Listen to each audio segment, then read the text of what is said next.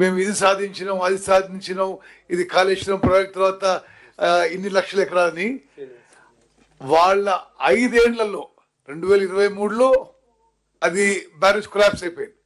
2023 అక్టోబర్లో. అంతకుముందు 5 ఏళ్లలో మొత్తం నీళ్లు లిఫ్ట్ చేసింది 165 టీఎంసీలు 5 ఏళ్లలో. ఇది official government irrigation department records. ఇది ఈ 165 టీఎంసీల్లో 63 టీఎంసీలు వరదొచ్చి మళ్ళీ సముద్రంలో వదిలేసిండ్రు.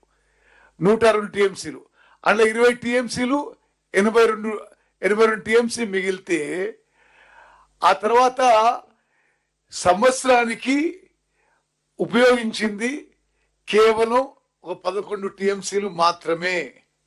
అంటే మొత్తం కాళేశ్వరం ప్రాజెక్ట్ గురించి ఇంతగానం వాళ్ళు మాట్లాడతారు. ఇన్ని 1,00,000 కోట్లు ఖర్చు పెట్టి అసలు వాస్తవంగా తెలంగాణకి ఉపయోగపడ్డది సంవత్సరానికి 11 టీఎంసీలు మాత్రమే. అంటే 5 సంవత్సరాల యావరేజ్ తీసుకుంటే పర్ ఇయర్ 11. నేను ఇప్పుడు ఎస్పెషల్లీ నల్గొండ జిల్లాల సూర్యాపేటలో ఎప్పుడు మేము ఎస్ఆర్ఎస్పి నుంచి నీళ్ళు తీసుకొస్తున్నాం, కాళేశ్వరం నుంచి కాదు. ఇప్పుడు నేను ఈ ఫిగర్ తెప్పించిన ఎస్ఆర్ఎస్పి స్టేజ్ 2కి కాళేశ్వరం కట్టకముందు ఎన్ని నీళ్ళు వచ్చినాయి, కాళేశ్వరం పనిచేస్తున్నప్పుడు ఎన్ని నీళ్ళు వచ్చినాయి. ఇప్పుడు 2.5 ఏళ్ళు మనం పూర్తిగా మేడిగడ్డ అన్నారం సుందిల్లా బ్యారేజ్ వాడతలేం కదా. ఈ 3 సంవత్సరాలు కూడా కాళేశ్వరం వాళ్ళు ఈ బ్యారేజ్లు ఉపయోగించినాం అని చెప్పిన సంవత్సరం అంతే ఆయకట్టుకి నీళ్ళు వచ్చినాయి. అంటే ఈ విషయాల్లో పూర్తిగా వాళ్ళ అబద్ధాలు, అవాస్తవాలు, అసత్యాలు ప్రచారం చేస్తున్న విషయం కూడా మనం చేస్తూ సరే నేను జస్ట్ దీన్ని సమ్మరైజ్ చేస్తాను. ఇప్పుడు దురదృష్టవశాత్తు మేడిగడ్డ బ్యారేజ్ కొలాప్స్ అయింది. అన్నారం సుందిల్లా బ్యారేజ్ అనుమానాస్పదంగా ఉన్నాయి. ఎందుకంటే అదే foundation. National dam safety authority కానీ ఇతర అథారిటీస్ కానీ అది నీటి నిల్వ ఉంచలేము అని స్పష్టంగా లిఖితపూర్వకంగా ఇచ్చిండ్రు. నీటి నిల్వ ఉంచలేకుంటే నీళ్లు పంపు చేయలేము పైకి. నీళ్లు పైకి పంపు చేయలేకుంటే అది ఇప్పుడు ఎల్లంపల్లికి తీసుకుపోలేము, మరి కొత్త ఆయకట్టుకి ఉపయోగించలేమనే విషయం దయచేసి గమనించాలి. చాలా స్పష్టంగా మనం టీఆర్ఎస్ని అడగాల్సింది ఏంటంటే అసలు మీరు చక్కదనం కడితే, మీరు ప్రాజెక్టు సరిగ్గా కడితే ఈ పరిస్థితి రాకపోయేది.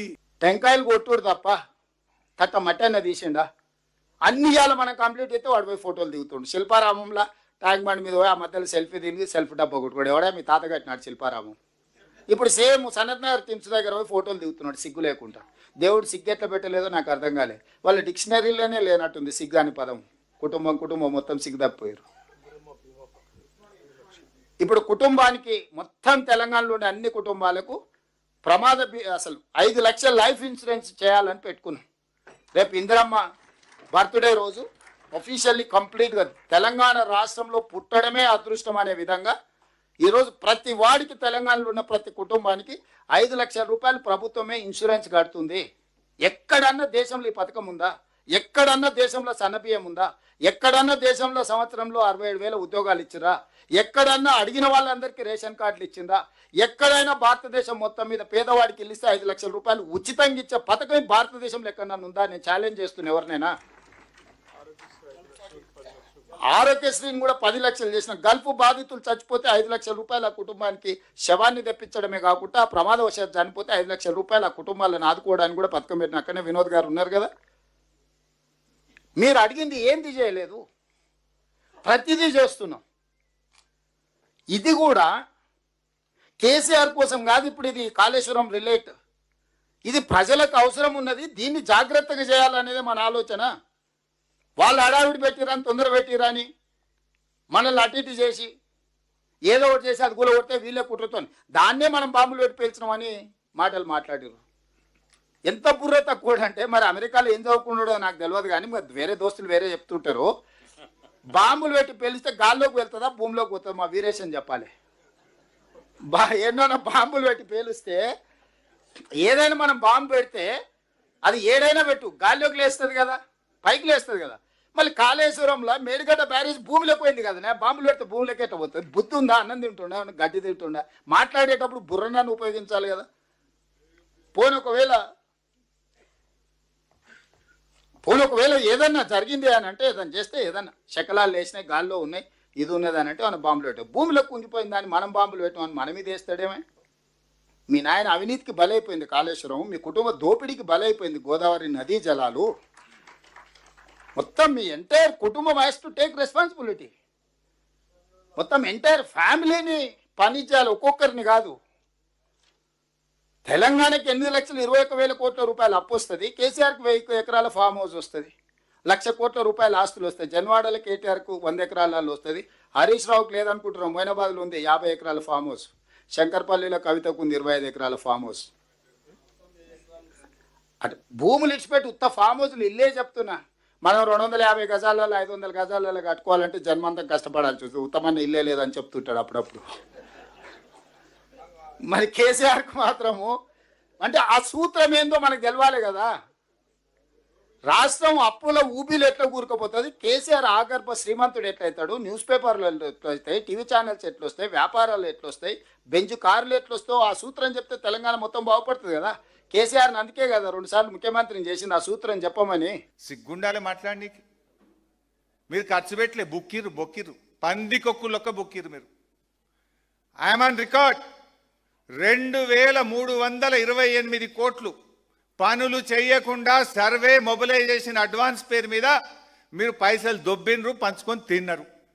2,328 crores without doing a piece of work. Survey and mobilisation advance పేరు మీద బిల్లులు ఎత్తినరు, పంచుకొని తిన్నారు. మీరు 6,000 కోట్ల పని చేయలే, అందులో సగం పైసలు ఉత్తగానే పని చేయకుండా మొబిలైజేషన్ అడ్వాన్స్ అని సర్వే అని బిల్లులు ఎత్తినరు. నువ్వు చెప్పిన 6,000లో సగం పైసలు గవ్వే. అంటే మీరు కమిషన్లు, మొబిలైజేషన్ అడ్వాన్స్లు, కాంట్రాక్ట్లు మీకు అలవాటు.